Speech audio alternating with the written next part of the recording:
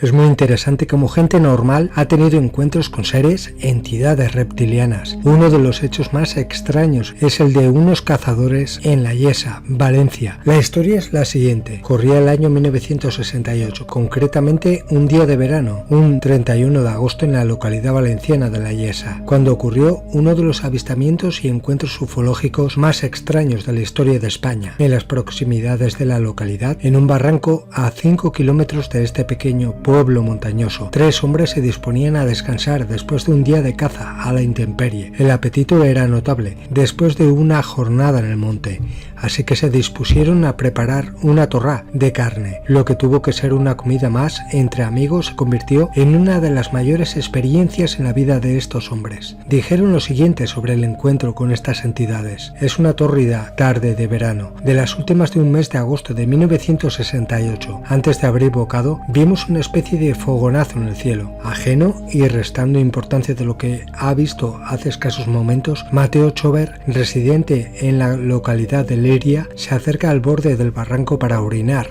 antes de la comida. De repente ve al otro extremo del barranco una figura de un ser un tanto extraño, que nada tenía que ver con los rasgos de un ser humano: complexión atlética, con cabeza de reptil, rasgos de lagarto y 2 ojos rojos, manos con garras propias de una película de ciencia ficción, y un rabo o cola alargada que pronunciaba el fin de una larga extremidad de su cuerpo. La descripción era más propia de lo que en el mundo ufológico se conoce como un reptiliano. Las 3 partes mencionadas eran visibles en ropajes al ojo de aquel cazador atónito por lo que estaba viendo. El resto de su cuerpo parecía cubierto por un mono blanco, como si de un traje espacial se tratase, recorriendo desde la zona del cuello, cubriendo hasta las muñecas y terminando en unas botas de un color blanco cegador. La distancia era suficiente como para que aquel cazador con vista de lince pudiera apreciar detalles tan significativos como la mochila metálica de un tono parecido al aluminio, brillante y con una antena grande, negra, que llevaba aquel ser en su espalda. Agazapado entre arbustos y matorrales, Mateo, después de un momento de miedo y de quedar paralizado, avisó mediante señales a sus 2 compañeros para que pudieran ver con sus propios ojos lo que él estaba viendo. Aquel ser, que permanecía inmóvil sin percatarse de los cazadores, parecía que esperase algo. En esos minutos de incertidumbre, creyeron observar que aquel ser, que no parecía humano, sacaba una lengua bífida cada cierto tiempo, como si de una serpiente se tratara. Aquellos minutos fueron eternos, llenos de terror y de incógnitas. Como si de una presa se tratase, seguían allí escondidos, agazapados, a la espera de poder ver y averiguar algo más.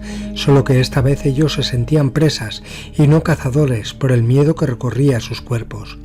De repente, mientras seguían escondidos, apareció un objeto volador en forma de cilindro con un aspecto metálico y de color negro, que no emitía ningún sonido y que reflejaba el sol en sus esquinas como si de un espejo se tratara. Más asustados que nunca, los testigos retrocedieron, casi arrastrándose hasta refugiarse con sus escopetas entre unos zarzales.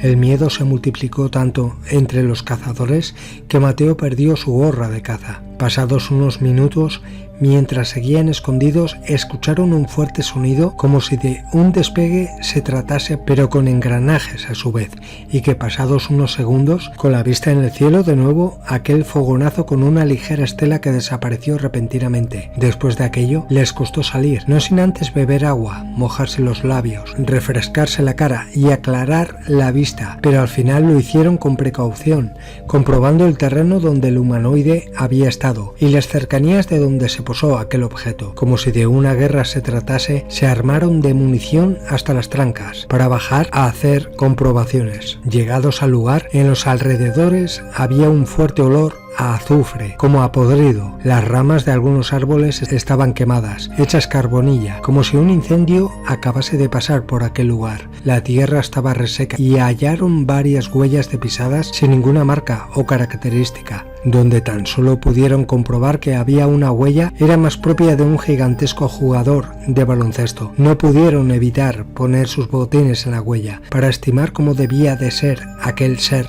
reptiliano. La sorpresa era tal que no podían ni llegar a imaginar lo que medía aquel ser, pero tenían clara una cosa: aquello era una mole, y seguramente en una lucha contra ellos tres los hubiera matado. Fue entonces cuando encontraron el árbol donde Mateo vio que esperaba al ser. Haciendo estimaciones, ya que tocaba las primeras ramas, aquel ser reptiliano mediría más de 2,5 metros. No cabía duda, aquello era una mole.